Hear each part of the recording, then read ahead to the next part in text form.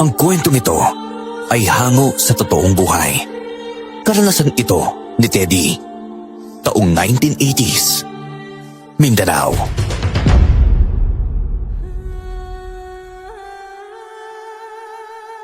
Magandang araw, senyor. Ipinanganak ako sa isang baryo na may pinaniniwalaang isinumpang lawa. Isa itong alamat na nagbibigay ng takot sa mga tao. Ang aming lugar ay nasa pagitan ng kadiliman at liwanag. Kapag hindi lumabas ang gintong buhaya, isa yung liwanag para sa amin.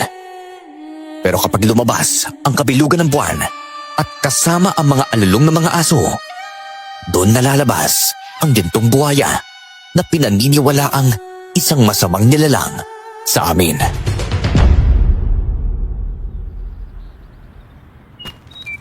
Uy, Teddy! Tara na, sumama ka na sa akin papunta doon sa barangay hall. May relief goods daw na pinamimigay si Don Lucio. Tulong niya raw para sa mga dokhang kagaya natin. Ay naku, ito talaga matandang to. Tumutulong na nga lang pero nangiinsulto na naman eh. Kaya minsan ako tumanggap ng mga binibigay niya. Ganyan talaga si Don Lucio. Pero mabait naman. Siguro, basali na lang tayo sa masakit niyang magsalita.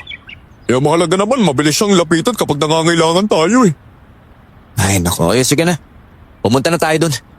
Pero teka, magpaalam lang tayo kay Elmo ha. Bibili ng kulis siyang pumunta doon sa lawa. Ay naku, yung kapatid mo talaga napakatigas ang ulo eh. Bawal nga pumunta doon sa lawa. Alam mo namang ilang beses ko na rin pinagsabihan yun eh. Paulit-ulit yung rason na hindi raw siya natatakot sa gintong buhaya. Hindi naman raw nananakit talaga yun. Kaya lang may sumparang eh. Kapag makita ng isang tawang gintong buhaya, abay mamalasin daw ito habang buhay. Kaya nga halos lahat ng oras ko nilalaan ko dala sa batang yun eh. Para bantayan siya. Alam mo na, bata eh. Sadyang matigas talaga ang ulo niyan. Diintindi ko na lang. Edi ulirang kapatid ka pala. Bait-bait mo talaga. Ang swerte ni Elmo sa'yo kahit hindi mo siya tunay na kapatid eh, no? Uy, ano ka ba naman? Huwag mo na sabihin niya sa harapan niya dahil wala pa siyang alam eh. Ano ba? May isip niya si Elmo, no? Kaya na niyang intindihan ng lahat eh. Tsaka teka, akala ko ba sinabi mo na sa kanya yung totoo? Ay naku, iintayin mo pa yatang sa iba niya malaman eh. Naghahanap lang ako ng magandang pagkakataon. Dinadahan-dahan ko lang naman eh. Teka, yun na pala si Elmo eh. Saan ba galing yan? Baka gumala na naman sa mga kaibigan niya. Kuya, daling ako doon sa barangay hall. Pinapatawag po kayo ni Don Lucio doon eh. Kunin mo na raw po yung bigas tsaka mga dilatang ibibigay niya sa atin. Mas nauna ka pa palang pupunta doon kaysa sa akin. Ba't hindi mo na lang dinala? May sasabihin daw po kasi siya sa iyo eh. Elmo, sigurado ka bang doon ka nang galing sa barangay hall?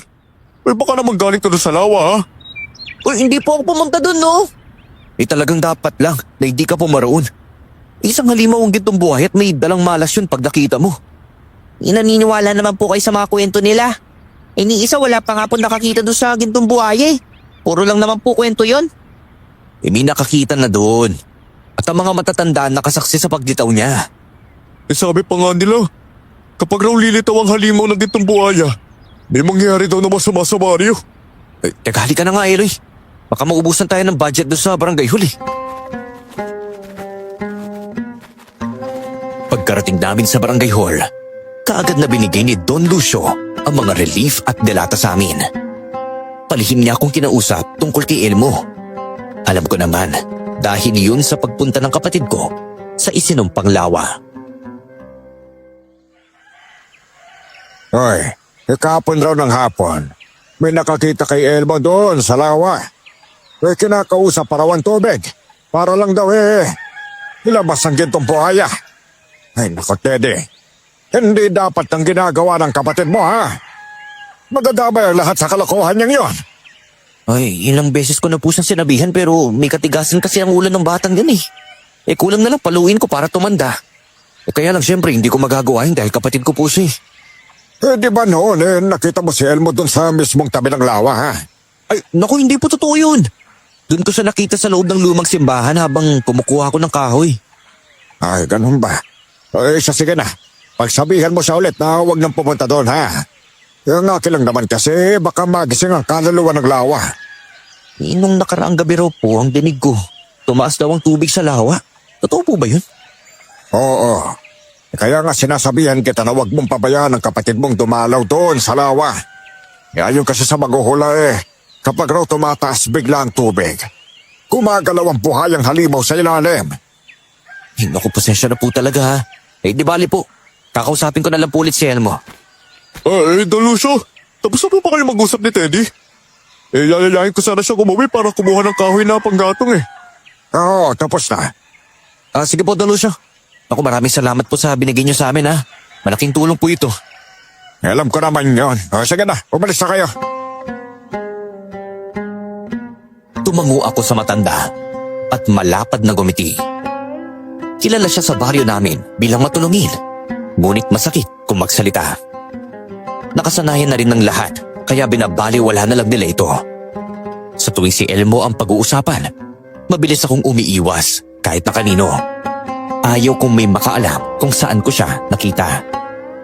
Pagkarating namin sa bahay, naganap kagad kami ni Eloy ng mga kahoy. Takip silim na bago kami makauwi. Nadatnan kong wala si Elmo sa bahay. Pero alam ko na kung saan ko siya hahanapin. Doon, sa isinumpang lawa. Dali-dali akong pumunta doon at nakita kong kapatid kong gustong lumusong sa tubig. Hoy, Elmo! Ikaw talagang bata ka. Lumayo ka nga dyan sa tubig! Kuya, gusto ko lang naman pong maramdaman kung malamig ang tubig eh. Ano ba? Halika ka rito, bata ka. Hindi ba pinagsabihan na kita na huwag kang pumunta dito ha? Gusto mo ba talaga mamatay? Bakit naman po ako mamamatay? Mag-iisang taon na po akong pabalik-balik dito sa laway. Wala naman po akong nakikitang gintong buhaya. Ay, naku, mabuting na yun na hindi mo nakikita eh. Susumpayin ka ng buhaya kapag nakita mo siya. Hindi po ko naniniwala doon. Gusto mo bang sabihin na nagsisinungaling ang mga matatanda ha? Naku, buwi na nga tayo. Kuya naman kakarating mo lang dito. Tara na kasi. Nainis ako sa kanya ng mga oras na yun, kaya buong lakas ko siyang hinila. Napasigaw si Elmo at bigla akong napatigil nang may tumunog mula doon sa lawa. Unti-unti ring gumagalaw ang tubig at tumataas.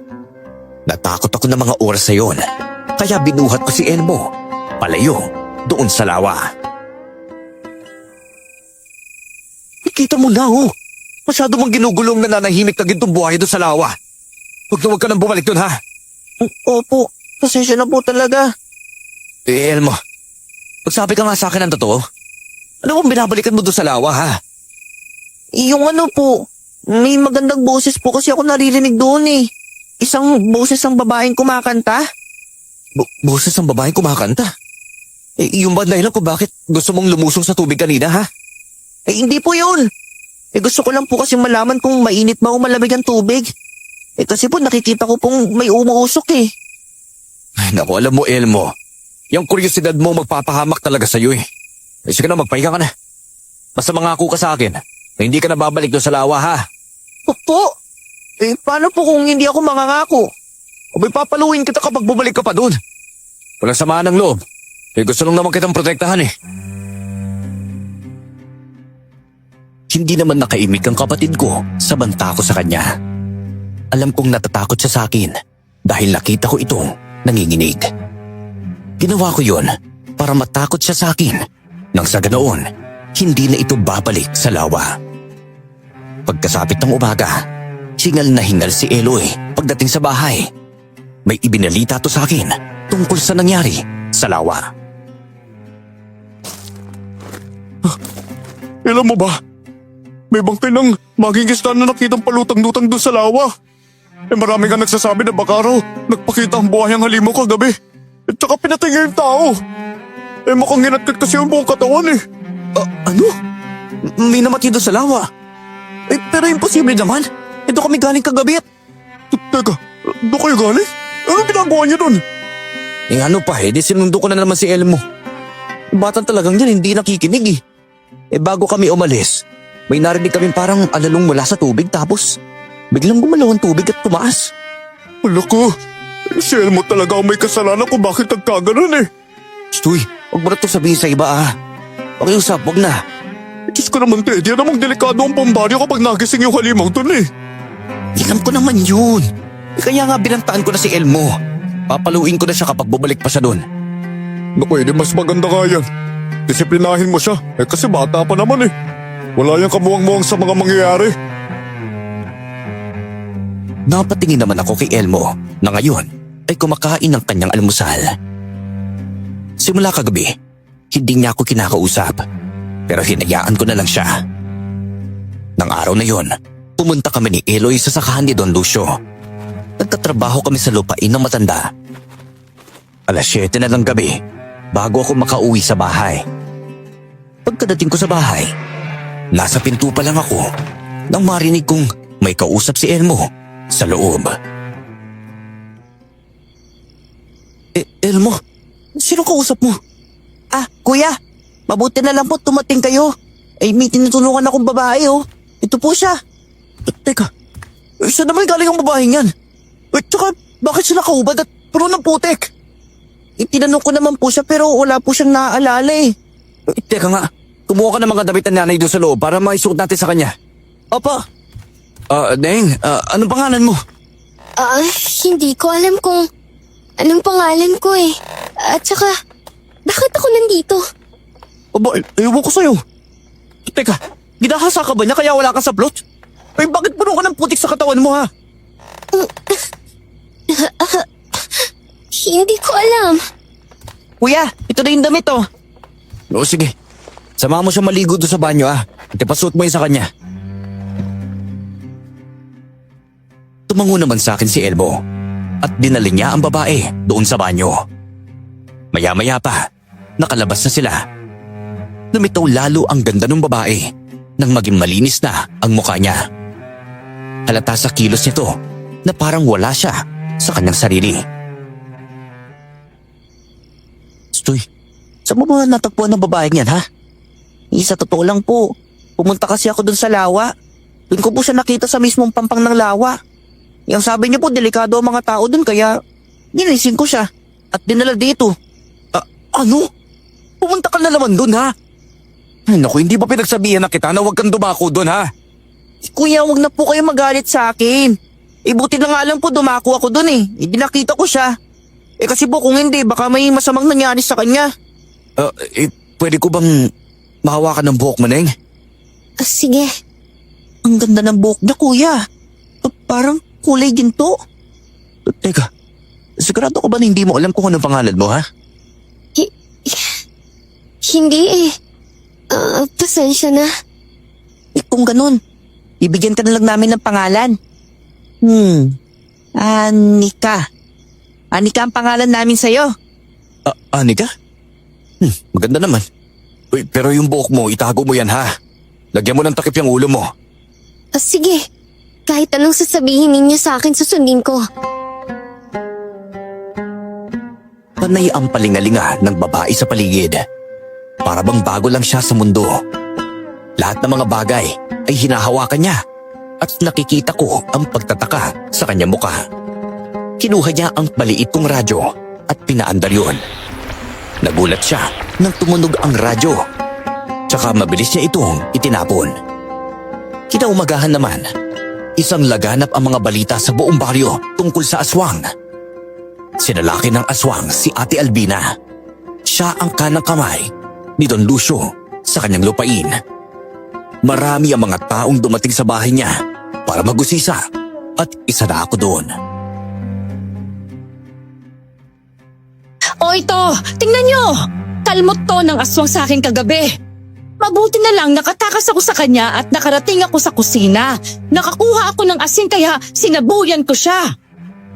Naku, kawawa naman po Kuya Ate Albina. May kalayuan pa naman ang bahay ninyo sa amin kaya malaya ka sugurin ng mga aswang. Abay, ang alam ko ilang dekada nang hindi nagpaparamdam ang mga aswang na yan Oy, bakit kaya bumabalik sila kayo? Hindi ba may koneksyon ang sinumpang lawa sa mga aswang noon? Baka kaya sila bumabalik para mapatay ang halimaw na gintong buhaya. Koneksyon? Ano namang magiging koneksyon ng buhay sa aswang? Don Lucio, kayong mas nakakatanda dito. Sabihin mo sa kanila ang alamat ng aswang at ng gintong buhaya. Ang alam ko, gustong mapatay ng mga aswang ang gintong buhaya. Ang rason ay dahil May tangan na mutya ang buhaya. Mutya? Ano naman pukuri ng mutya? Mutya na maaaring magpapayaman at magdagdag ng kapangyarihan nila.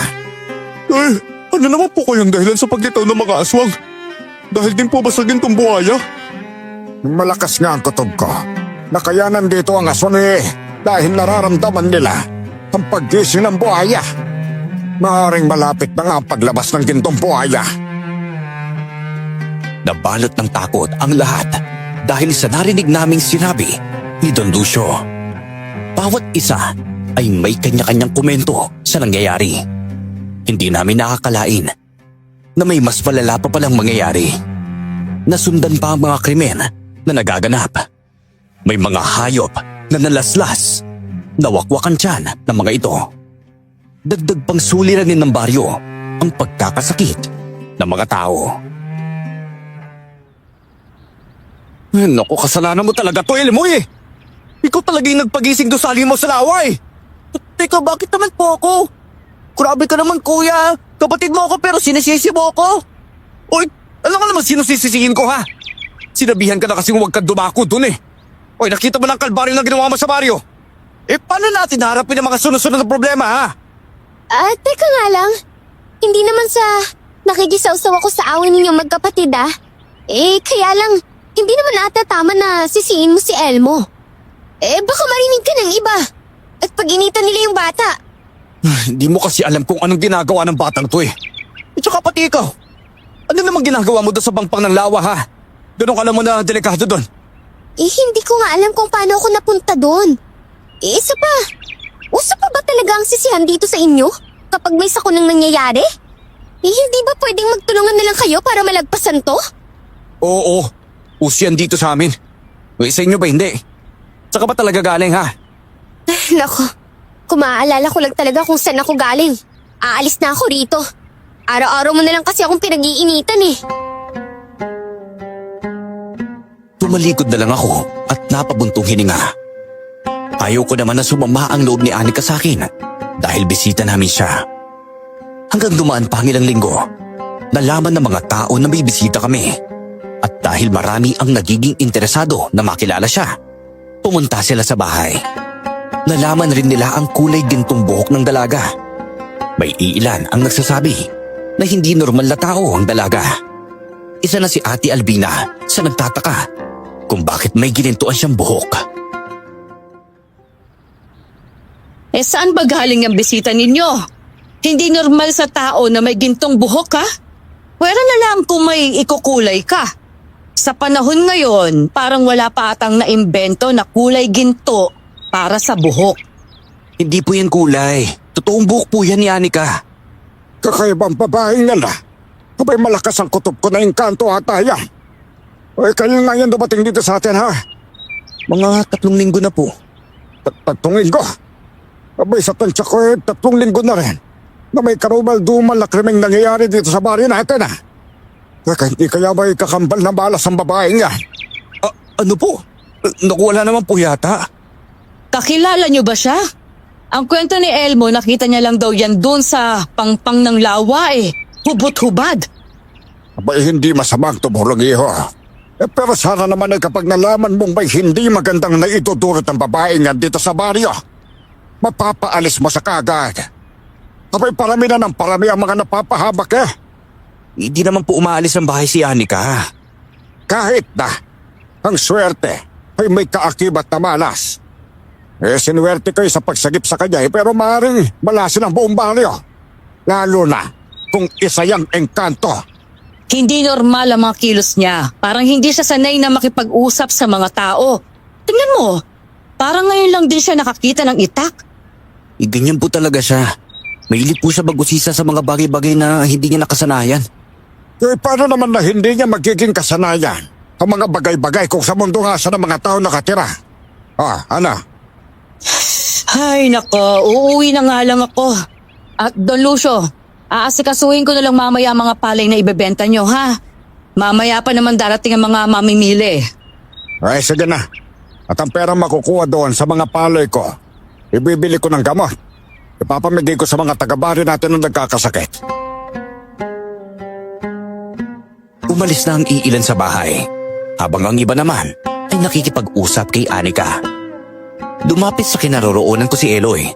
Panay ang sipon nito habang nakatingin sa dalaga. Ganda, no? Sana ako na lang ang nakapulot dyan. Uy, tumigil ka ba? Teka, may tanong ako sa'yo. Oh, ano naman yun? Wala ka ba napapansin kakaiba kay Anika? Abay, marami ako napapansin, no? Tignan mo, kulot at ganito yung buhok.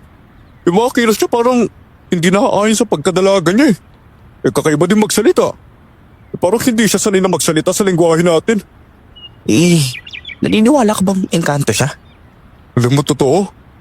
Medyo, oo. Kasi walang normal na tao na ganyang kaganda at kakaiba.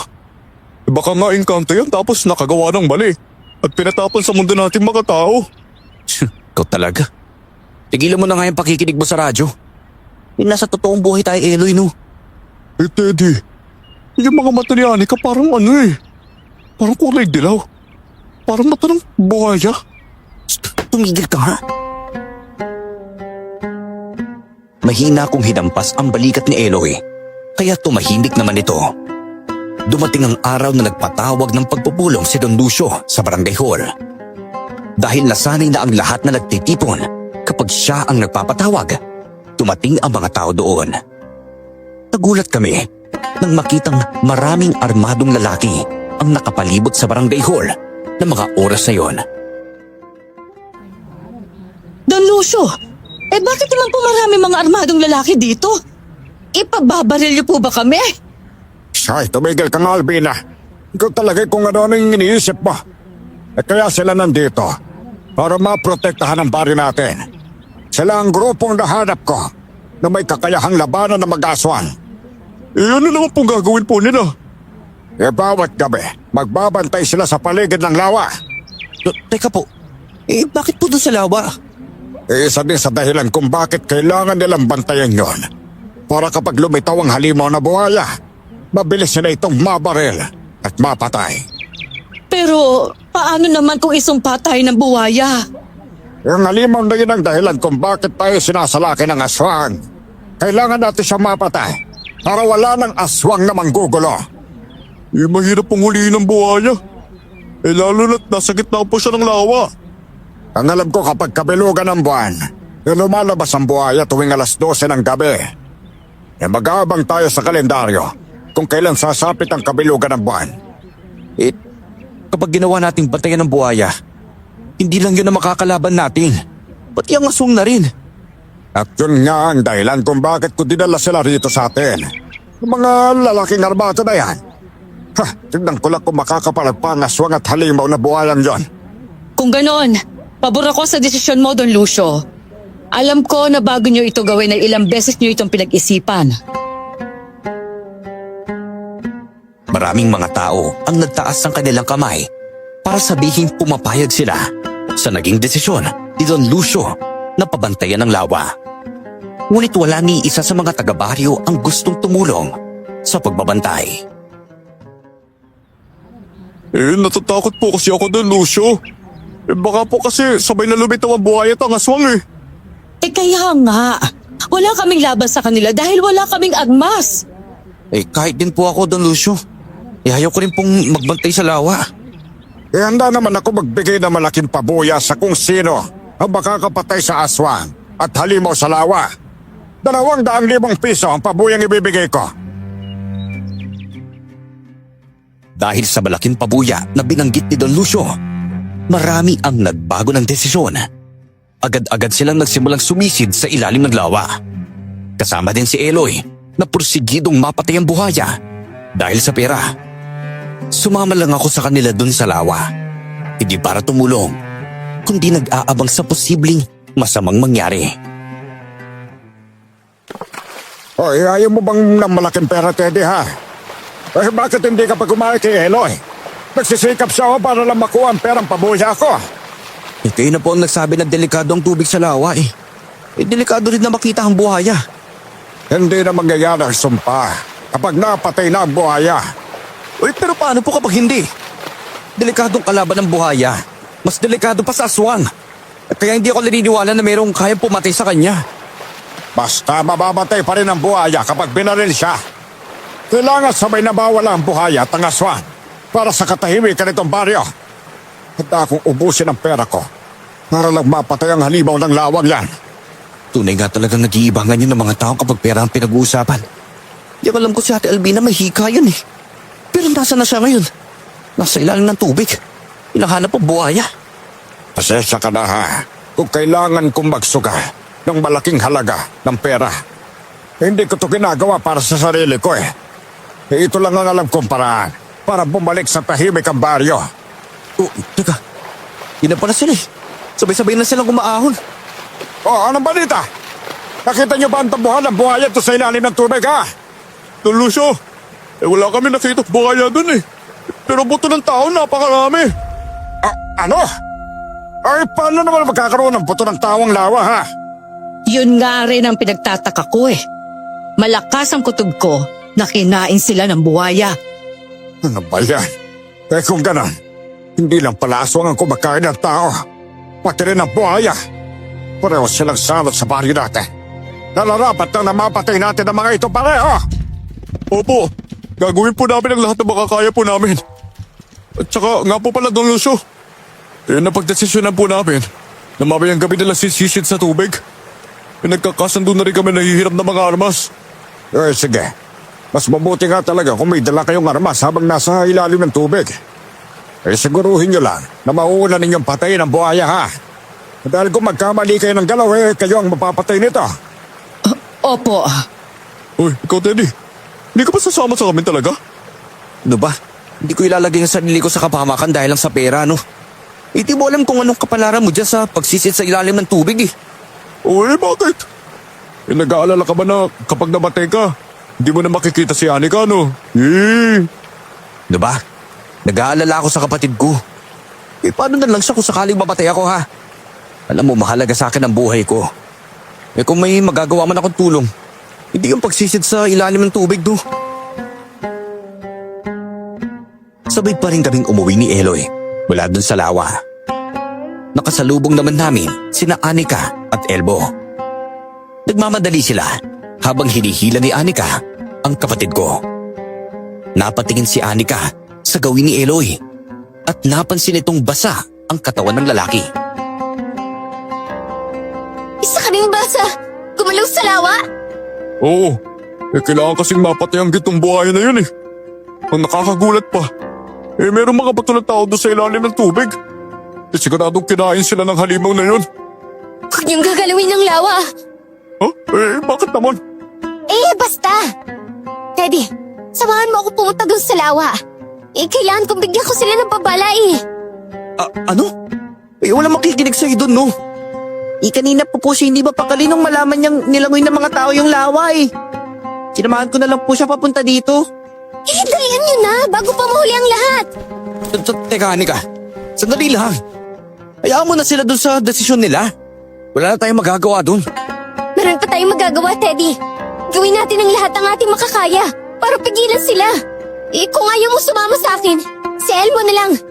Uy, Eloy, sama mo kaya kami?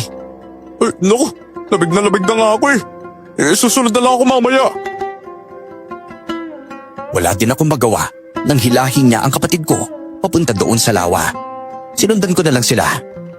Nang makarating kami doon, hindi na umaalis sina Don Lucio at Ate Albina. Marami naman ang nagtaka habang tinitignan si Anika na nagmamadaling lumapit. Teddy, bakit kayo nandito? Sinamahan ko lang po si Anika kasi... Huwag niyong gagalawin ng lawa!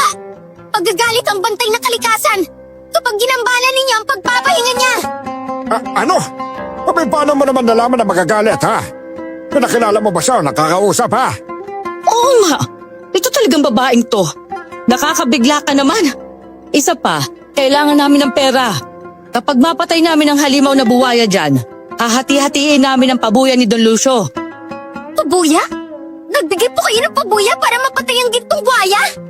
Abaya dahil salot ang buhayang yon. Isa siyang halimaw. Wala siyang pinagkaiba sa aswang. Dahil pareho silang kumakain ng tao. Kapag ginalaw ninyo ang lawa, may masamang mangyayari. Ito na nga masamang mangyayari ha. Nakakala ko ba wala ka naaalala? Oy, bakit pagdating sa usapan dito sa laway parang bigla ka na lang atang bumalik sa tamang katinoan? May mali sa yung babae ka eh. Masyadong halata na meron kang tinatago. Oo nga, Anika. Ano bang alam mo tungkol sa lawa na to, ha? Tsaka, bumalik na ba ang alaala mo? Ay, sundin niyo na lang ang gusto ko. Kapag patuloy niyong ginambala ang nilalang na nakatira dyan, mas lalo pang maraming mapapahamak eh. Nagpapanggap lang yata ang babaeng yan eh. Naku, Teddy, mukhang hindi nga talaga mali ang kutob ko. Hindi kaya isa siyang engkanto o di kaya'y aswang? Naku, Anika naman eh. Sagutin mo na lang kasi ang tanong ko. Bumalik na ba yung alaala mo? Alam mo na ba kung saan ka galing, ha? Ilang minutong natigilan si Anika at napatitig sa akin. Bigla naman siyang nawalan ng malay. Imbis na tulungan ako ng kabaryo ko na buhatin si Anika, natakot pa ang mga ito dahil nagpapanggap lang daw si Anika. Kami na lang ni Elmo ang nagtulungan para madala siya sa bahay. Napansin ko naman ng isang matandang babaeng baliw na nakasunod sa likuran ko habang buhat-buhat ko si Anika. Bilisan niyo! Baka may masamang mangyari sa babaeng yan, ay Diyos ko! Teka, sino po ba kayo, ate, ha? Basta, wala akong pangalan. Nakakaawa naman ang babaeng yan. Inaway niyo kasi kaya siya natakot at nawala ng malay. Hindi po namin siya inaway. Tinatanong lang po. Malapit na tayo sa bahay, kuya. Mauna na po ako para mabuksan ko yung pintuan, ha? Sige. Bilisan mo na, ha? Yung bigat pa naman ng babaeng to. Painumin mo siya ng mainit na tubig, ha? Opo, sige po. Agad ko siyang hiniga sa mahabang upuan at hinaplasan ang katawan niya ng maanghang na gamot. Hindi pa rin nagigising si Anika, kaya sobra na akong nag-alala na mga oras sa yon. Napansin ko naman ang matandang baliw na nakasilip sa may pintuan namin. Ali, hindi pa rin po siya nagigising eh. Hayaan mo na. Baka natutulog na lang yan. May pulso pa naman po siya. Hindi pa yan patay. Sa tingin ko'y bigla siyang nakaramdam ng antok. Pwede ba akong pumasok sa bahay mo? Ihingi lang sana ako ng tubig. Nauuhaw kasi ako sa kaiikot sa buong baryo. Ali, bawi niyo naman po. Hindi po yata kayo naliligo eh. Stuyel mo. Huwag ka nga magsalita ng ganyan sa matatanda. Bigyan mo na siya ng tubig doon. Sige po. Hindi talaga ako naliligo, mga iho. Malamig kasi ang tubig. Tsaka marami kasi akong pera na nakasabit sa katawan ko. Mababasa ito kapag maligo ako. Ito na po yung tubig. Uminom na po kayo. Hindi naman po yan pera eh. Makapapil lang naman po yan. Hindi ito papel. Pera to. Ay, nakayaan mo na, Elmo. Makaalis na nga. Itong tatandaan ninyo, ha? Hindi ako baliw. Galit na tumalikod sa amin ang matanda ng mga oras na yun. Mga ilang oras pa, nagising na si Anika. Umikot ang kanyang mga mata sa buong bahay. Nakita ko naman ang paghinga nito ng malalim habang nakatingin sa akin. Uy, umamin ka na nga kung bumalik ng alaala mo. Hindi nga eh. Pwede bang huwag mo na kaming paglaruan, ha? Hindi ka magsasabi ng ganoon dun sa lawa kung wala ka talagang alam sa nangyayari. Oo nga po, Ate Anika. Sabihin mo na lang po kasi sa amin ang totoo. Bumalik na ba ang alaala mo? Pwede bang kumuha ka ng tubig, Elmo? May gagawin lang ako tapos pakilagay na rin sa palanggana. Sige po. Naku, parang naniniwala na ako sa kanila na isa kang engkanto eh. Ano naman kung isa akong engkanto? Bakit pa kayo natatakot sa akin? Wala naman akong ginagawang masama. Ate Anika, ito na po yung tubig na inutos niyo sa akin. Ano po pang gagawin niyo dito? Ito, tingnan niyo. Iwinasiwas si Anika ang kanyang kamay sa ibabaw ng tubig. Nakita namin na gumagalaw ang tubig mula sa palanggana. Parang may kapangyarihan siyang paggalawin yon. Ang mas nakakabighani, paglaoy, binilog ang tubig at inangat sa ere. Sa kabila ng pagkabighani na yon, naroon ang takot. Napatunayan na naming hindi normal na tao ang babaeng pinatuloy namin sa bahay. Isa ka ngang engkanto? Oo nga kuya. Engkanto nga siya. Tama nga pala talaga sila. Engkanto na kung engkanto. Ang mahalaga, hindi ako nananakit ng tao. Mahalaga sa akin ng tubig sa lawa. Dati akong nakatira doon. Kaya ayaw kong ginagalaw nila ang tirahan ko. Teka, kung dati ka nakatira dun, may papaliwanag mo ba sa akin kung bakit may mga buto ng tao doon sa ilalim ng lawa, ha? Sabi mo sa akin, isa ka bang asong sa tubig, ha? Ikaw ba ang kumakain ng mga tao? Hindi. At saka hindi ko naman alam kung bakit ako may kapangyarihan eh. Magsisinungaling ka. Hindi ka nagsasabi ng totoo. Isa ka nga talagang engkanto na may lahing aswang. Maniwala ka naman sa akin. Nadiskubre ko lang yung kakayanan ko kanina habang naliligo ako. Ano mo? Iliyo mo yung babae niya sa harapan ko. Naku, takot din ako sa kanya eh. Huwag kang matakot, Elmo. Hindi kita sasaktan. Kung ayaw niyo sa akin, di aalis na lang ako.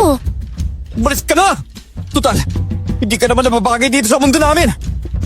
Ayaw kong umalis ka, Ate Anika. Sabi mo, hindi mo naman ako kaya saktan, di ba?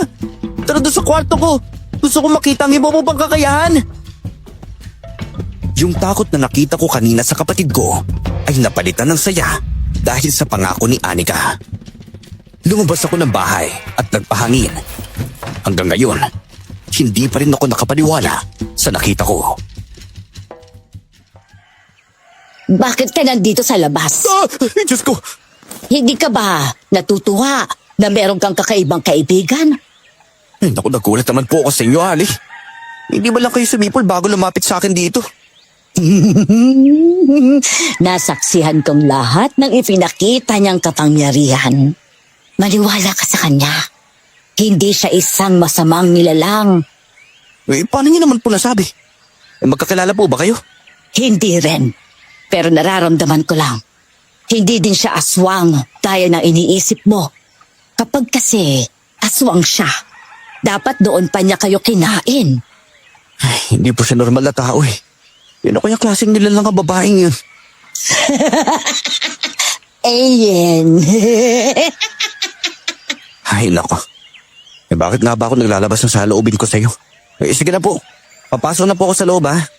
Kayo naman po, umuwi na po kayo. Palihim kong sinilip sina Elmo at Anika sa kwarto. Masaya silang nag-uusap habang nilalaro ni Anika ang tubig.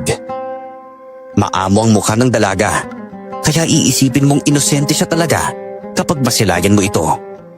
Nagtiwala na lang ako na wala siyang gagawing masama sa amin ng kapatid ko. Pagkasapit naman ng gabi, nabigla ako pagdating ni Don Lucio sa bahay. Kasama pa dito si Eloy at may bit-bit na armas. Oh, teka. Ano pong ginagawa niyo dito? Nagpapahinga na po sana kami. Pasensya ka na kung ginambala ka namin sa pagpapahinga ninyo. Gusto ko lang sanang makuha si Anika. Oh, teka. Ano naman pong gagawin niyo kay Anika? Teddy, hindi tunay na tao si Anika. Maniwala ka sa amin. May dala siyang kapahamakan sa inyong magkakapatid. Ano ba yan? Pwede ba? Tigilan mo na ako, Eloy. May kawawa naman siya. Kung papayag akong kunin yun siya na basta-basta. Abay, kapag hindi ka pumayag, mapipilitan kaming gamitan ka ng dahas. Ano? O hindi ba salong hindi ako papayag? Ino po ba kasi ang kailangan nyo kay Ate Anika? Mga kasama, pasukin ninyo ang bahay ni Teddy. Soy! Huwag na huwag ninyong gagawin yan. Trespassing kayo, ah! Oy, ano ba? Tumigil nga kayo! Huwag kayo papasok sa bahay namin! Ano ba, wag na kayo magbatigas, Teddy. Marami kami, kaya hindi niyo kami kakayanin. Tunusyo, patigilan mo naman sila, oh! Sa oras na may mangyari masama sa amin dito, ikaw ang kakasuhan ko. Saka pa talaga, Eloy. Bibigan kita pero tignan mo itong ginagawa mo sa akin. Sige, tigilan nyo na yan.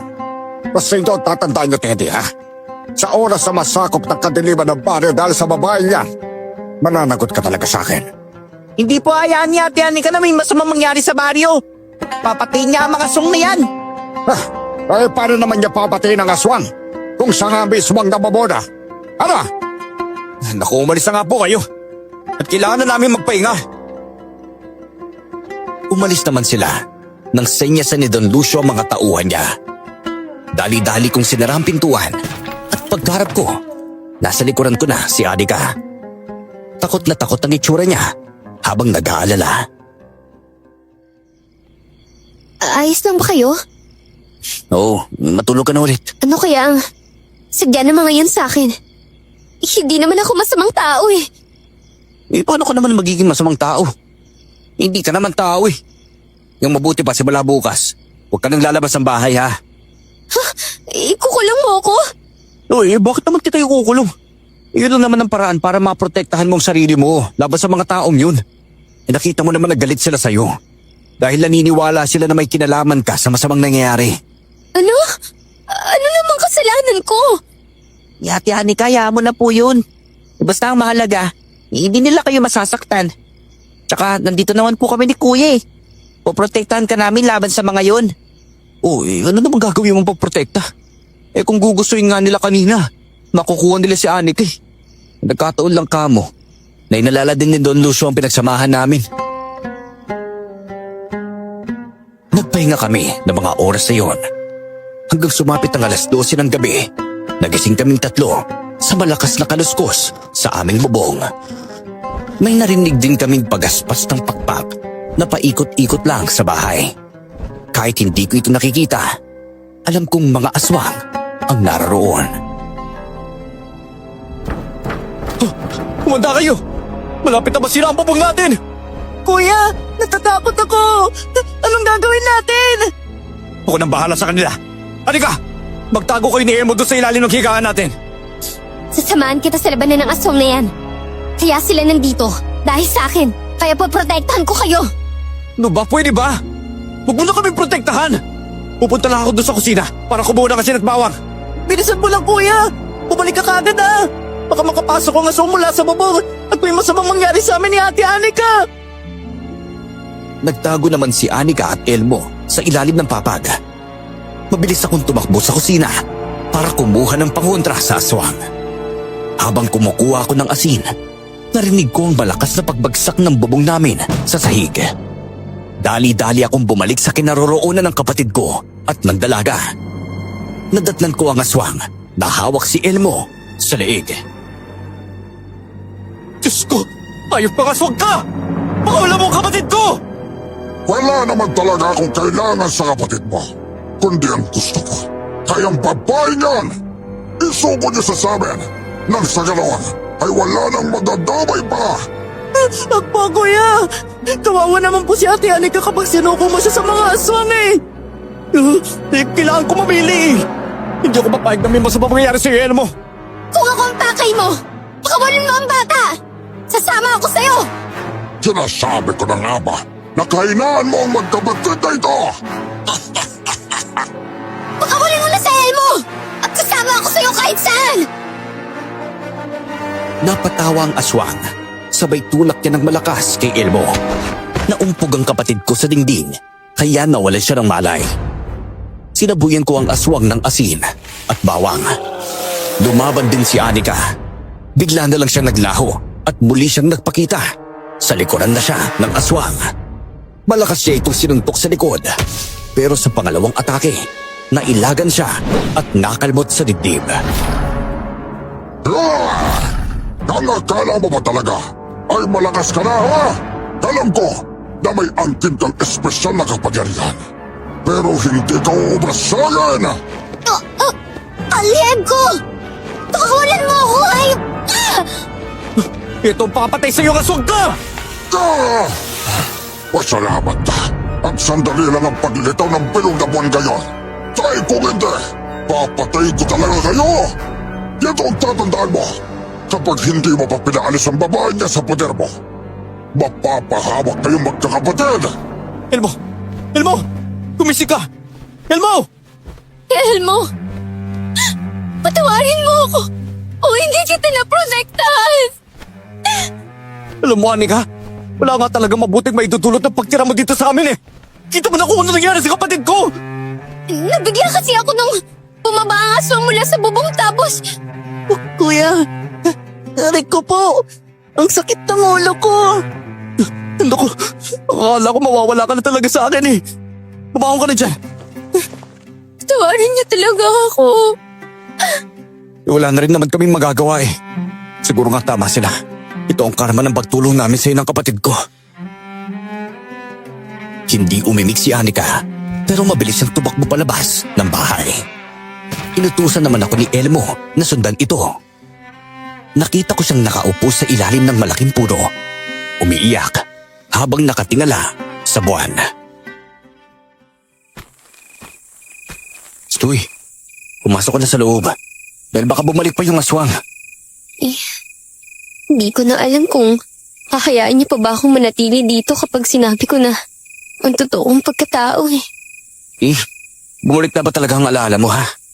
Pagod na rin ako magsinungaling at magpanggap araw-araw na wala akong maaalala. Eh ang totoo niyan, hindi naman talaga nawala yung alaala ko. Natatakot lang akong umamin dahil alam kong pagtatabuhan niyo ako kapag natuklasan niyo na kung saan ako galing. Isa ka pa talaga galing nga? At ano ba talaga ang totoong pangalan mo? Matya, ang totoong pangalan ko. Tama kayo. Hindi ako normal na tao. Hindi ako tulad niyo. Galing ako sa isang lugar na hindi pwedeng pasukin ng mga tao. Gusto kong mapatay ang mga aswang dahil alam nilang mapapakinabangan nila ako eh. Mayroon silang gusto makuha sa akin. At yun ang ayaw kong isuko. Kahit anong mangyari. Ngayon, sinasabi mo nga na isa ka ng engkanto. Yan pa sa engkanto, Teddy. Kapag mapatay ako ng aswang, masasakop nila ang baryo na to. Teka, bakit ka naman napadpad dito sa baryo namin ha? May mission ka ba? May gusto ka bang gawin para maprotektahan ng mga tao? Ano bang dahilan talaga kung bakit ka nandito ha? Si Elmo ang dahilan kung bakit ako nandito eh. Siya ang nagpagising ng diwa ko. Hindi ko alam kung paano nangyari pero malakas ang kutob ko na may kaugnayan kami. Hindi mo siya tunay na kapatid, di ba? Hindi. Pero wala pang alam si Elmo tungkol sa totoo niyang pagkatao. Ilang kung hindi ngayon ang magandang pagkakataon para sabihin sa kanya. Saan mo pa napulot si Elmo? Nakita ko sa pangpangalawa. Kaya ako nandito. May duda talaga akong kapatid ko si Elmo. Hindi ka ba talaga nagtataka kung bakit palaging bumabalik doon sa lawa ang bata? Dahil alam niya, may kaugnayan siya doon. May kaugnayan kaming pareho sa gintong buhaya na tinatawag ninyong halimaw. Teka, hindi totoo yan. Walang kinalaman ng kapatid ko sa halimaw na nakatira doon sa lawa. Teddy, ang maaari lang na makapagpagising sa akin ay ang boses ng kapatid mo. Isinumpa ako ng mga sinaunang diwata. Kaya mananatiling tulog ang kaluluwa ko sa ilalim ng lawa. Ang gintong buhaya ang siyang naging bantay ko. Naku, tama na nga yan, Anika. Masyado na ako naguguluhan sa mga sinasabi mo eh. Pumasok ka na doon sa loob. Magpahinga ka na. Narinig kong napabuntong hininga ang babae at nauna na siyang pumasok sa loob ng bahay. Pagkasapit naman ng umaga, nagkita kami ni Ate Albina sa lawa. Gusto pa rin nilang sumisid sa ilalim ng lawa para mapatay ang gintong buhaya. Hindi ko naman inaasahan na mayroon siyang ibubulgar sa akin tungkol sa pagkatao ni Anika. Alam ko naman na napapalapit na ang loob ninyo doon sa babaeng yon, pero ang balita kasi may kaugnayan siya doon sa aswang. No ba, hindi totoo nabalitaan mo? Kagabi sinalaki kami ng aswang. Takot na takot si Anika. Napahamak na si Elmo. Hindi ba si Anika ang kailangan ng aswang? Bakit si Elmo ang sinaktan niya? Malakas ang kutob ko na kaya naging bait-baita ng Anika na yan sa inyo dahil may masama siyang balak kay Elmo. Paano niya naman po nasabi yan? Huwag ka nang maging bulag-bulagan dahil sa kagandahan ng babaeng yan. Teddy, hindi ba gusto mong protektahan ang kapatid mo? Ilayo mo siya kay Anika. Hey, Teddy, kamusta naman si Elmo? Yun po, maayos naman po siya. Hindi naman po siya ganong napuruhan kagabi dahil sa aswang. Ay, nako. Kapag hindi niyo pa pinaalis ang babae niya sa poder ninyo, abay maaari kayong mapahamak. Kung talagang nag-aalala siya sa inyo, dapat na siyang umalis. Pwera nila kung may iba pa siyang balak. Hindi ko po muna papaalisin ngayon si Anika. May mga kailangan pa akong dapat malaman tungkol sa kanya. Nalusyo, nararamdaman na namin ang gintong buhay sa ilalim ng tubig. Eh, dapat po sabay-sabay na sisisid na po lahat para mabalil ka agad siya. Ay, sige. Sumisid na kayo sa ilalim ng tubig. Kagaya ng pinangako ko, magkakaroon ng malaking pabuya ang sino mang makapatay sa gintong buhaya. Papahamak talaga ang lahat dahil sa pabuya ninyo eh. Isuko mo na kasi ang babae sa amin. Kapag hindi mo pa ginawa yon, hindi lang aswang ang hahantig sa inyo. Pati na rin ako. Gagawin ko ang lahat para makuha ang babaeng yan. At sa pagkakataon na ito, kakalibutan ko na pinagsamahan natin. Mabilis namang tumalon ng mga ito sa ilalim ng lawa. Umalis na ako doon dahil sa takot na baka may kakaibang mangyari kapag lumaban ang gintong buhaya. Nang araw na iyon, kailangan kong pumunta sa sakahan para makakuha ng makakain namin. Kagaya ng palagi kong ginagawa, gabi na ako kapag umuwi. Nang makarating ako sa bahay, wala doon ang kapatid ko at si Anika. Sobra akong natakot, kaya hinanap ko sila. Nakasalubong ko naman si Eloy na basang-basa ang katawan. Eloy, inabasin mo ba sila Anika at Elmo? Saan kaya sila nagpunta? Eh bakit wala sila sa bahay? Ay, naku. Eh, galing kasi ako doon sa lawa eh. Hindi ko naman sila nakita. Eh, baka naman nagpasyal lang. Abay saan naman sila papasyal ng oras ng gabi? Ano ba naman yan? Eh pwede bang magpalit ka na muna ng damit? Samahan mo kung hanapin sila. Eh, di sige. Iya, mabuti pa. Sumama ka na lang sa akin sa bahay. Mapapagalitan ko talaga yung mga yun eh. Eh sinabihan ko na silang mag-umalis ng gabi. Lalo na si Anika. Delikado siya sa mga tao pati sa aswang. Ano ba naman yan? Eh, hanggang ngayon hindi mo pa rin pinapaalis ang babae niya sa poder mo. Ay, naku, umamig ka nga, Teddy. Hindi ka ba talaga naniniwala sa sinasabi ni Don Lucio at Ate Albina? Eh ang totoo niyan. Inamin na sa akin ni Anika ang totoong pagkatao niya. Eh tsaka Mutsa pala talaga ang pangalan niya. Eh pero teka, kamusta nga pala yung pagsisid niyo doon sa lawa? Nakita niyo na ba yung gintong buhaya? Hindi nga eh. Yung akala nga namin kanina makikita na namin siya. Eh tumigil ka na kaya sa kakasisid mo doon sa lawa. Eh, baka sa huli pagsisiyan mo yan ha. Ilang oras na kaming umiikot sa buong baryo, pero bigo kaming makita sila. At nagtanong-tanong kami, pero walang nakakita sa kanila. Nabalot ako ng takot noon at hindi ko alam kung ano ang gagawin ko. Hanggang sa naisip kong baka may kinalaman si Don Lucio sa pagkawala nila. Ang pagkakaalam ko, nasa lawa pa siya na mga oras na yon. Kaya pinuntahan ko siya at kinompronta. Don Lucio, may kinalaman po ba kayo sa pagkawala ng kapatid ko ha? Ano? Ay, teka. Bakit sa akin mo sinisisi ang pagkawala ng kapatid mo, ha? Okay na. Nakita mo na ang resulta dahil sa ginagawa mong pagtatakip ng babaeng yan, ha? Eh kung naniwala ka kasi kagad sa akin na salot yon, sana hindi sana ito mangyayari. Umigil ka na nga! Kayo lang ang nagbabanta sa amin ng kapatid ko! Wala kasang kutob ko na may kinalaman kayo sa pagkawala niya. Ilabas mo ang kapatid ko! Kahit sa'yo na si Anika, ang kapatid ko na lang ang gusto ko mabawi! Ay, paano ko nga ilalabas ang kapatid mo? Kaya wala naman siya sa akin. Alam mo, Teddy, nakakaabala ka na sa mga ginagawa namin. Umalis ka na nga! Tatamaan ka talaga sa akin pag di ko nilabas ang kapatid ko! Ay, paano kung ipabaril na lang kita sa mga tauhan ko? Ano? May magagawa ka malintik ka, ha? Wag mo akong papaaminin ng kasalanan na hindi ko ginawa. Teddy, tama na yan! Buong araw hanggang sumapit itong gabi, hindi umalis si Don Lucio dito. Tanungin mo pa ang ibang mga taong nandito. Kahit si Eloy, tanungin mo. Kahit hindi siya umalis, kung may inutusan siya, may magagawa pa rin na matandang yan. Eh, walang umalis sa mga tauhan ni Don Lucio dito sa lawa kaninang hanggang makauwi ako. Eh, baka nga tama sila. Kinuha ni Anika ang loob ni Elmo para madala niya ang bata paalis. Sabi ko na eh, may masamang balak ang babaeng yun sa kapatid mo. Hoy, wag mong isisisi sa amin ang kapalpakan mo sa pagprotekta sa kapatid mo. Ilang beses ka namin sinabihan pero hindi ka naman nakinig. Diyos ko, ang kapatid ko. Eh, tsaka nga pala, may natuklasan si Don Lucio sa pagkatao ni Anika. Ano? Naisa siyang engkanto? Tama kayo! Inamin nga niya sa akin ang totoo. Pero nangako siya hindi niya kami sasaktan. Nagtiwala ako sa kanya. Hindi yan ang natuklasan ko, iho. Isang manggagabot ang nakausap namin ni Albina. May nakita kaming isang hibla ng buhok ni Anika doon sa bahay ninyo. Dinala namin yun sa manggagabot. Ang sabi niya sa amin, kailangan raw na mapatay ang babae. O di kaya, ang buhaya. Para sabay silang mawala. Huwag kang mag-alala, Teddy.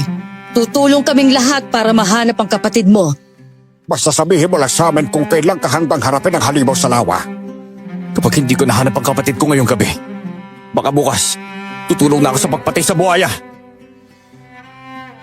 Hindi pa rin ako subuko sa paghanap sa kapatid ko ng gabing yun.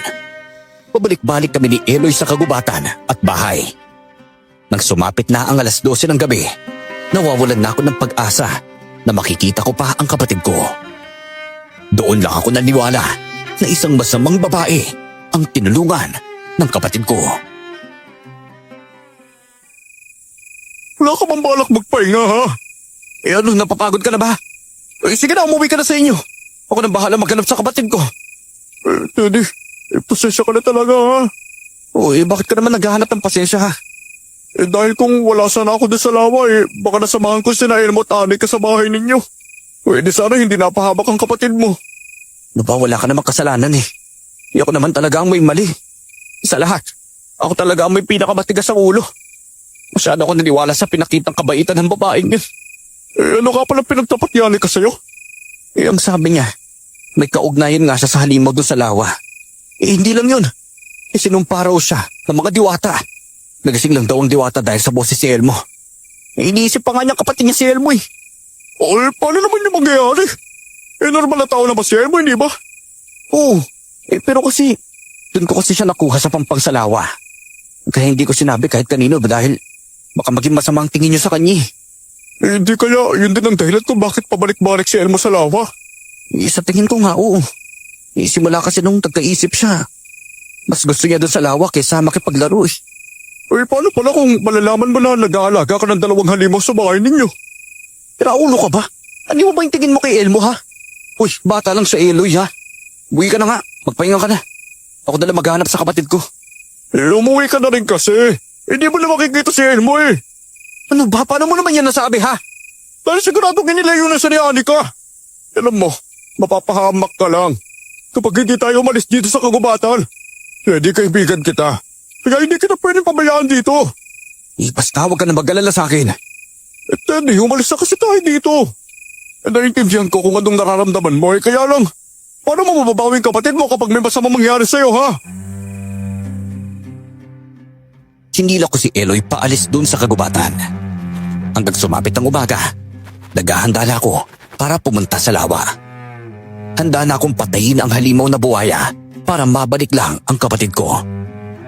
Ilang beses kong hinasa ang sibat na gawa sa tanso. Hindi ko inaasahan na may biglang kumatok sa pintuan. Dali-dali kong binuksan yun at nagulat ako nang makita ang matandang babaeng baliw. Maya-maya pa, dumating din si Eloy na may bitbit na matalas na lagaraw. Uy, Ali! Yung aga-aga naman namamanibos na kagad kayo dito. Hindi mo ba alam? Mas mahirap pa ang mga tao dito kaysa sa'yo.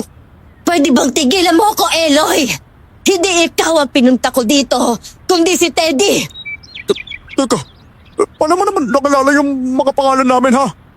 Lahat ng mga taong gumagambala sa gintong buwaya ay kilala ko.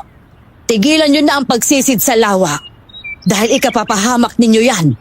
Kahit mapatay niyo pa ang gintong buwaya, hindi kayo lulubayan ng aswang.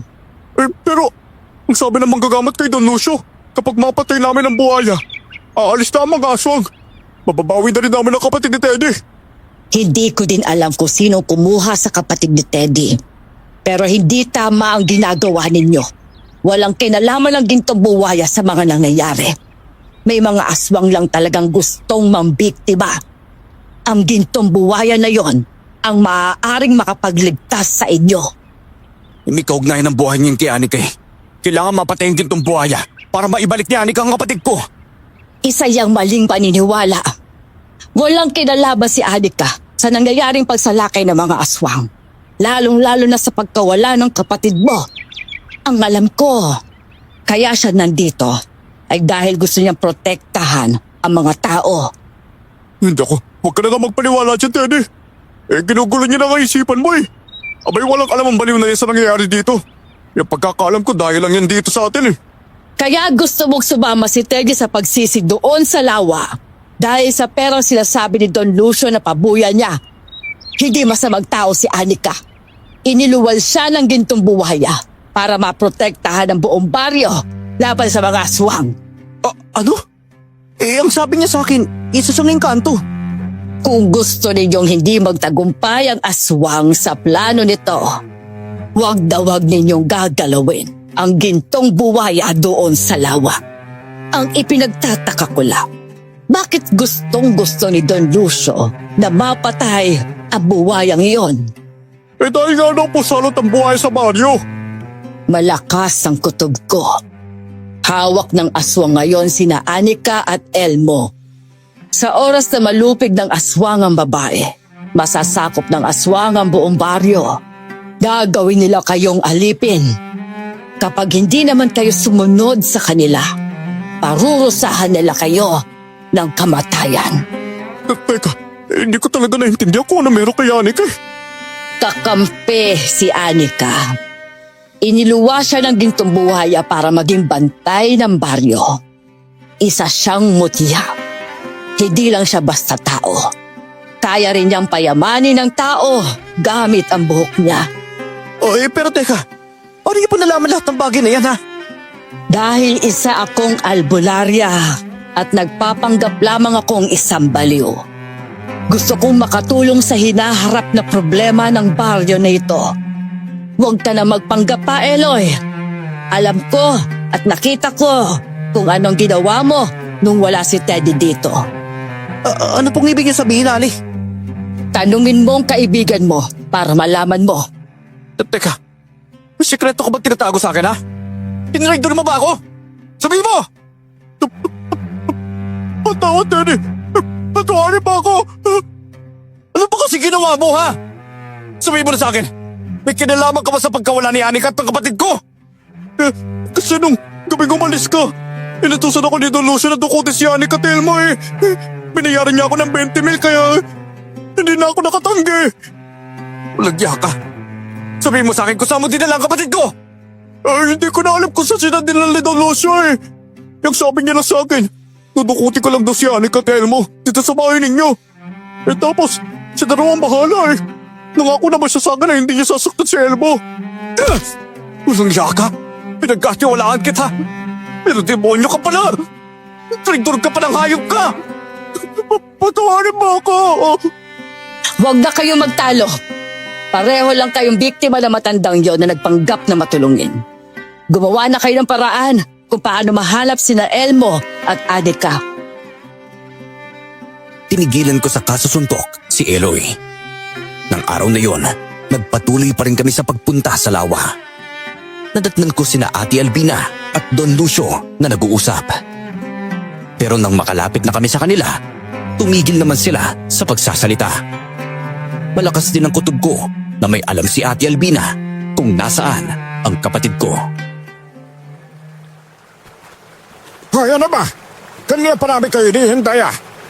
Ano, handa ka na bang patay ng gintong buhaya, Teddy? Opo, kung yun lang ang paraan para mabawi ko ang kapatid ko. Gagawin ko po yun. Ay, sa wakas, nagkakaisa na rin ang taga-baryo. Nakakatuwa nga, Don Lucio. Sa babayang gabi pala may pupuntahan ako. Kayo na ang bahala dito, ha? Opo. Teka, bakit naman may ipasa ka dyan, Eloy? Abay, sinong gumawa niya? Ako po, sa kanya ko kasi binunto ng galit ko eh. Ano ba yan? Sa mga halimaw mo kasi ilabas ang galit mo. Walang kinalaman si Eloy sa mga nangyari. Tama po kayo. Wala talaga siyang kinalaman sa mga nangyayari. Sige na. Simulan niyo na ang pagsisid sa lawa. Mabayang gabi matatapos ng kasamaan ng halimaw na nakatira dyan sa lawa. Wala nang mamamatay at babalik sa normal ang baryo natin. Kapag po napatay namin ang gintong buhaya, alam ko na hindi pa doon matatapos ang lahat. Kailangan ko rin patay ng mga aswang na yan. Hanga ko sa katapangan mo ngayon, Teddy ah. Abay, ibang-iba ka talaga sa lahat. Mayroon kang paninindigan at prinsipyo. Handa po akong gawin ng lahat para sa kapatid ko. Magsisisi ang aswang na yan at ako pa ang kinalaban niya. Ganyan katapang si Teddy. Alam kong siyang makakakuha ng pabuya ninyo. Nang sumapit ang gabi, umalis din kami sa lawa. Nagmanman kami sa kilos ni na Ate Albina at Don Lucio. Nakita namin silang sumakay sa kotse, kaya para mahabol sila, kailangan naming tumakbo ng mabilis. Hindi naman kalayuan ang pinuntahan nila. Nakarating kami sa kagubatan sa pagsunod sa kanilang dalawa. Nakita naming bumaba sila sa kotse at nagpalingalinga sa paligid. Nang masigurado nilang walang nakakakita, mabilis silang pumasok sa kagubatan. Sumunod kami hanggang narating namin ang isang maliit na kubo na pinapalibutan ng matataas na kahoy. Dito na ata nila dinala si Anika at Elmo. Huwag ka maingay. Baka may makarinig sa atin eh. Magmanman lang tayo sa mga kilos sila. Lumapit kaya tayo ng kaunti sa kanila para marinig natin kung anong pinag-uusapan nila. Sige. Dahan-dahan lang ha. Siguraduhin mong hindi ka makasanhi ng ingay. Bukod sa kanilang dalawa, wala nang ibang tao dito ah. Naku, malakas ang kutob ko. Magkakampi talaga si Ate Albina at Don Lucio. Plano ata nila talagang dalawa ito eh. Ihanda mo ng pagdal. At ang mainit na tubig. Masusunod po, Pinuno. Bilisan mo para matapos na natin ito kagad. Sige po. Sigurado naman akong walang makakahadlang sa plano natin ngayong gabi. Sigurado yan. Ilang taon kong hinintay ang pagkakataon na ito eh. Ito na ang punyal at mainit na tubig. Kukunin ko na ang mga bihag. Pero isasama ba natin sa pagpatay ang bata? Oo naman. Magkapatid sila ni Anika, kaya iniluwagi siya ng gintong buhaya. Kapag mapatay ko silang pareho, mahihigop ng katawan ko ang kapangyarihan nilang dalawa. Pumasok si Ate Albina sa loob ng kubo. Pagbalik niya, dala na niya si Anika at ang kapatid ko. Parehong nakagapos ang dalawa at nakabusal ang mga bibig. Baya-baya, nagpalit anyo si Don Lucio bilang aswang. Siya ang aswang na umatake sa amin noon at nagbabala na paalisin si Anika sa poder namin. Maitim ang katawan, mahahaba ang kanyang mga kuko at mapula ang mga mata. Ayok na yan! Silang pala yung aswang! Kaya pala gusto niya mapatay ang gintong buhaya. May iba pa pala siyang dahilan. Papatay ko talaga yung tip na yan! Teka sandali. Tignan mo si Ate Albina. Unti-unti rin siya nagpapalit ng ganyo bilang aswang oh. Walang siya. Pareho nga talaga silang aswang. Kaya sila nagtutulungan. Grabe. Pinaikot nila tayo sa kanilang mga palad. Kawawa talaga yung mga taga-baryo na naniniwala sa pagiging mabuting tao ni Don Lucio. Tara na. Kailangan na natin silang mapatay. Pero teka. Sapat pa yung mga dala nating lagaraw at sibat para mapatay silang dalawa. Sa tingin ko hindi. Pero lalaban pa rin ako. Nang akma ng tatarakan ng punyal ang leeg ni Anika, doon na kami nagpakita. Gulat pa silang dalawa ng mga oras sa yun. Nang marinig ni Anika ang boses namin, kaagad siyang naglaho. At sa muling pagpapakita niya, wala na ang tali at busal sa kanyang bibig. Hinintay ko talaga ang pagkakataon na to. Bago lumaban sa'yo, aswang ka! Gusto kong may makakita kung paano kita wawakasan ng buhay! Hindi mo kaya! Dahil hindi nahasa ang katawan mo sa pakikipaglaban! Pagsandigan mo lang naman ang iyong kapangyarihan na maglaho! Mga hayop kayong dalawa! Kayo palang halina na gusto sumakap sa baryong to! Ah! Magsisisi kayo dahil sinundan ninyo kami dito! Walang tutulong sa inyo para makaligtas sa bagsik ko! Lintik ka na, Lucio. Ginamit mo pa talaga ako. Hindi ko na kasalanan kung nagpauto ka sa akin! Kasalanan ko ba kung mukha kang pera? Babae ka talaga sa ginawa mo. Papatay kita. Mabilis na sumalakay si Eloy sa aswang, kaya sumugod na rin ako sa kanya. Nakita kong lumutang si Anika sa ere at umikot-ikot hanggang sa hindi na namin siya maaninag. Doon nag-iba ang kanyang anyo, naging ginto ang buong katawan niya, kaya nakakasilaw itong pagmasdan. Papatayin ko muna kayong dalawa bago ko isunod ang dalawang nilalang na to mula sa gintong buhaya! Tatagay talaga kita, kalimaw ka. Dapat lang na mamatay ka! Tapusin mo na! aswang na pinuno! Dati, nakalmot na ako! Umilag ka lang sa kuko niya! Mabilis kumilos at tumilapon ang aswang, kaya nahirapan akong tamaan siya ng sibat. Nagagawa niya ring ilagan ang bawat pag-atake ni Anika sa kanya. Alam kong nasisilawan siya sa katawan ni Anika, kaya napapikit ito habang naglalaban sa amin. Ginagamit niya ang kanyang matalas na pandinig para maprotektahan ang kanyang sarili laban sa amin. Ako na munang lalaban sa kanya, Teddy. Unahin mong iligtas si Elmo at kalabanin ang isang aswang na yan. Sige! Elmo! Balik ka na! Buti na lang po dumating kayo. Kagabi pa po ako nakabusal eh. Ako, ang sakit po talaga. Ngayon ang pinakamagandang pagkakataon para mapatayan mo siyang iniluwa ng buhaya. Pero dahil sa inyo, mukhang hindi yun matutuloy. Kayo na lang ang papatayin namin. Huwag mo sasaktan ang kuya ko! Panahon na para ipakita ko sa kanya ang kakaiba kong lakas! Sumalakay sa akin ang aswang na si Albina, pero malakas na tumalon si Elmo para salubungin ito. Tumalsik ang aswang nang malakas siyang banggain ng kapatid ko. Nabigla naman ako sa pagdating ng matandang babaeng albularya. Huli na ba ako, Elmo? Hindi pa po, Aling Felipa! Tamang-tama lang po yung dating ninyo! Kung ganon, hindi pa pala nag-iinit ang laban. Dalian na natin para matapos na ito. Teka, nakilala kayo ng kapatid ko? Mamaya na kami magpapaliwanag sa inyo. Parating na rin naman ang mga tao. Kahit nagpanggap akong baliw, meron pa rin naniniwala sa akin. Hindi ako magpapatalo sa inyo.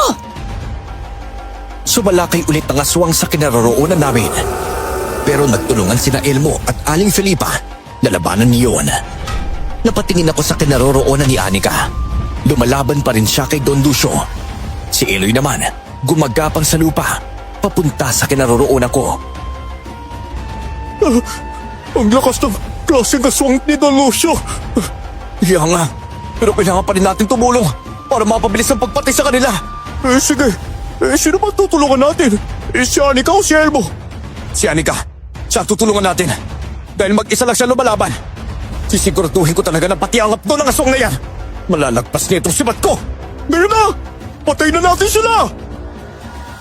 Sabay kaming umatake ni Eloy sa aswang. Hanggang ngayon, nakapikit pa rin siya habang naglalaban. Nang umatake ako sa kanya, mabilis siyang humarap sa akin. Kaya nagawa niya akong kalmutin sa dibdib. Kahit papano, nagawa kong tarakan ng sibat ang balikat niya.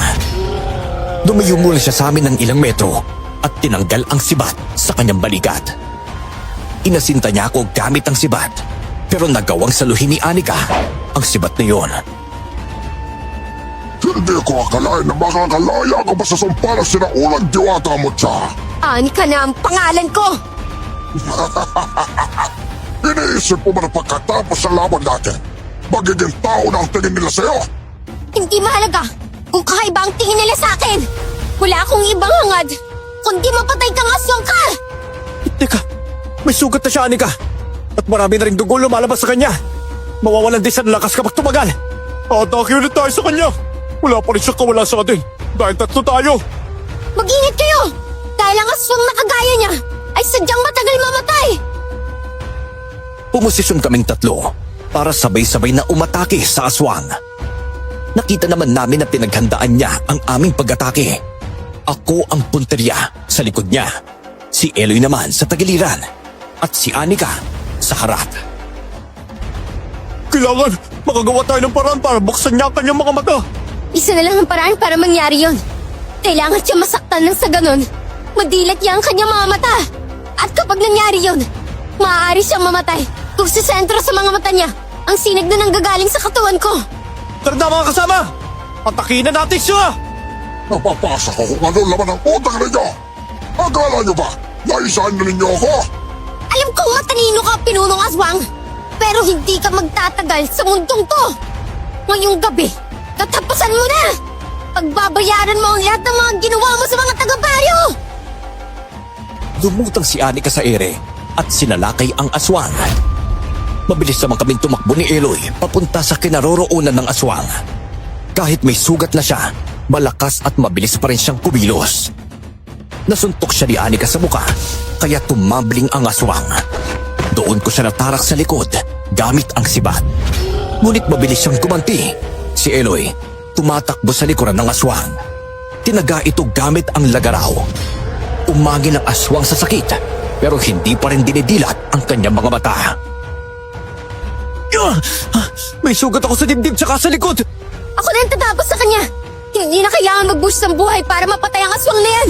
May sugat lang ako, pero hindi ko sinabing hindi ko na kahit lumaban. Lalaban pa rin ako hanggang kamatayan! Pinapainit ka talaga ang ulo ko! Inuubos yung pasensya ko! Nararapat na natapusin ko na kayo!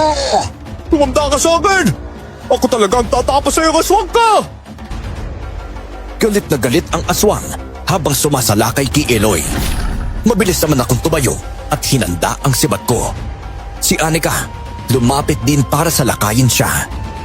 Nakita ko ang latas sa gilid ng kubo. Kinuha ko agad at itinapon sa tabi ng aswang. Bigla siyang humarap doon at nasalo ang lata. Sa pagkakataong yon, tagumpay na nakalapit si Anika at buong lakas siyang sumuntok. Tumalsik ang aswang at nabangga sa malaking puno ng kahoy. Narinig namin ang kanyang pag-angil na tila nasasaktan. Kinabit ko ang lata para guluhin ang atensyon ng aswang, habang si Eloy naman ay naghahanap ng tiyempo upang mataga ang kanyang leeg. Hindi! Lumabang kayo ng patas! Alam ninyong hindi ko pwedeng hindi ng mga mata ko! Maaari ako masilaw sa gintong katawan ni Anika! Anong pakiramdam na naisan ka namin, ha? Kapag tumilat ka, mamamatay ka kaagad! Dalawa lang ang pagpipilian mo.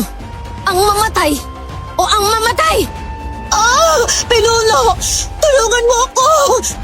Hindi ka na kayang tulungan ng pinuno mo. Tignan mo siya. Isang sugat na lang. Maaari na siyang mamatay. Hindi na! Anak ko! Pakawalan niyo ang anak ko! Magpaalam ka na sa anak mo. Pinunong aswang! Pinutulan ni Aling Felipa ng ulo ang aswang na si Albina. Nakita naming mas lalong uminit ang mata ni Don Lucio sa galit. Sa pagkakataong yon, napadilat siya. Napatingin siya sa kinaroroonan ni Anika. Saksi kami sa unti-unting pag-usok ng kanyang katawan dahil sa pagkasilaw sa gintong balat ni Anika. Nagsisigaw, nagwawala, nagmamakaawa ang aswang, pero huli na ang lahat. Naging abo ang katawan niya at tinangay ito ng hangin.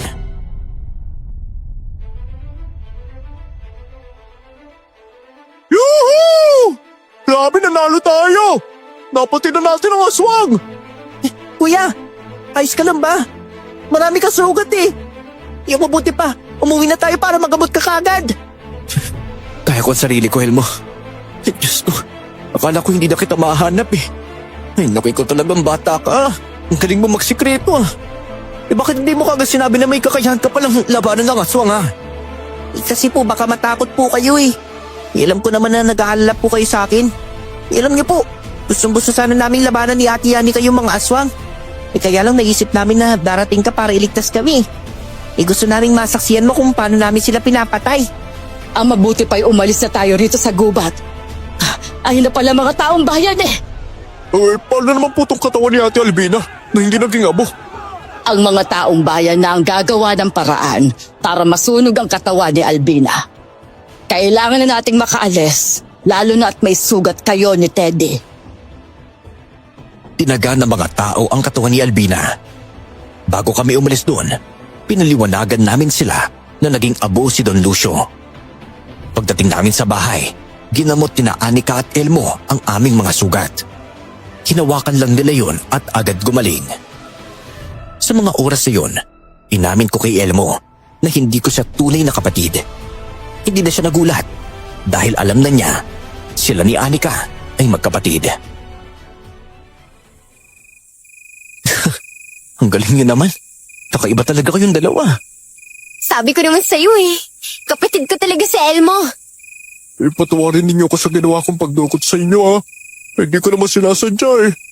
Nabulag lang talaga ako sa pera ni Don Lucio. Napatawad na kita. Naiintindihan ko naman eh. Namanipula lang ang utak mo. Salamat sa pag-unawa, Anika. Ay, Aling Filipa. Salamat nga pala sa pagpapaliwanag kay Teddy yung tungkol sa pagkatao ko. Wala kasi akong lakas ng loob na sabihin sa kanya ang totoo lalo na't halimaw ang tingin nila sa gintong buhaya.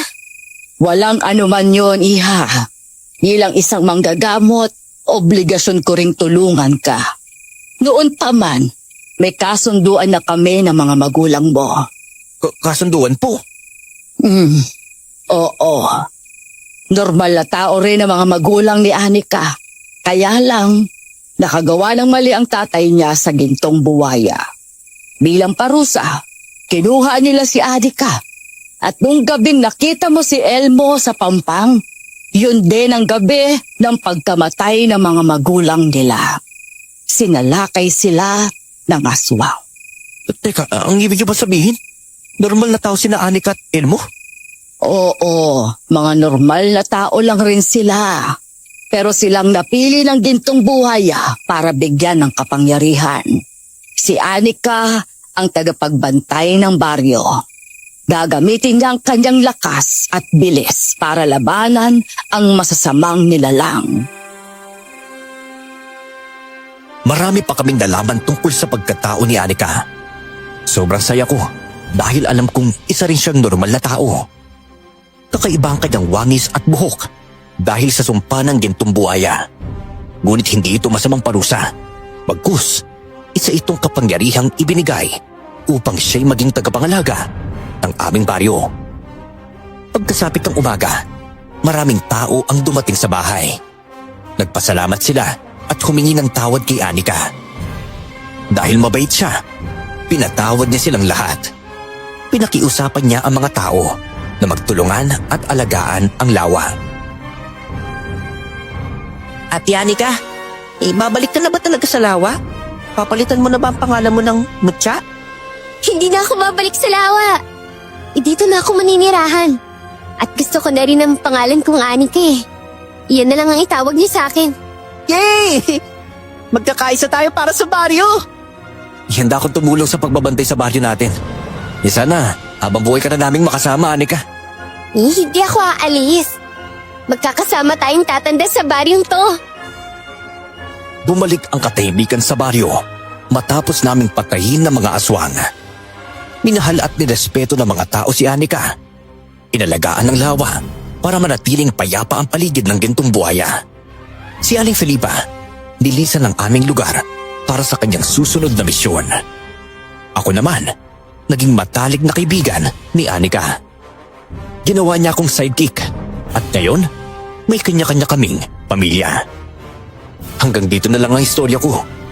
More power sa inyong channel.